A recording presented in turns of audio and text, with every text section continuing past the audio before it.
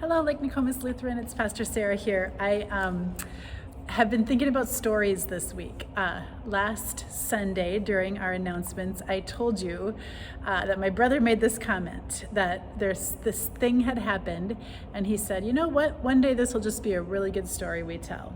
Well, Tuesday, it became a really good story we told. Sunday, it was kind of making me sick to my stomach. Tuesday, it became this good story. So here's what happened. We had a raccoon in the building. It never was out where anybody could see it. It only would come out at night, but then it would go back in.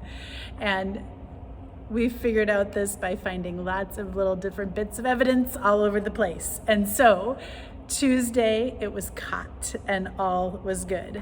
But here's what happens when you start to tell a story like that is everybody else has a story of, oh yeah, mice or a bat or bats or squirrels in places where they shouldn't be.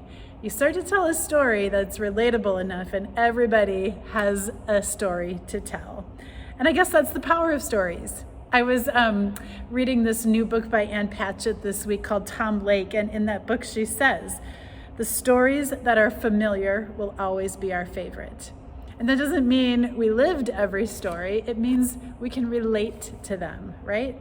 I was in a storytelling class once, and they said when you're telling your story, you got to be as specific as you can be with the details, because it's in those details that people relate to what happened, relate to the emotions that the story elicited, relate to you and who you are in that storytelling. So we learn the same thing in God's word, don't we? Romans 12, it says, rejoice with those who rejoice, mourn with those who mourn. That means in the heart of someone's story, you're relating to it. You are with them in it. The stories that are familiar will always be our favorite. Good or bad, it's the times when people were near to us and heard us and walked alongside us in them. And that's what it means to be in a community of faith, the connections that happen when we begin to understand our worth, right? Somebody else understands my story. The stories and the connection that happens when we know we belong to God because of it, and the difference then we can make together because of that connection.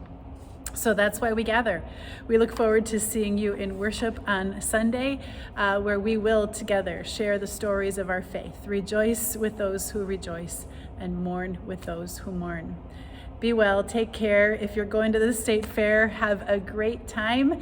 We're glad we made it through the heat of Wednesday, and hopefully that will be another good story we tell one day too. So we'll look forward to being together as a community in worship on Sunday.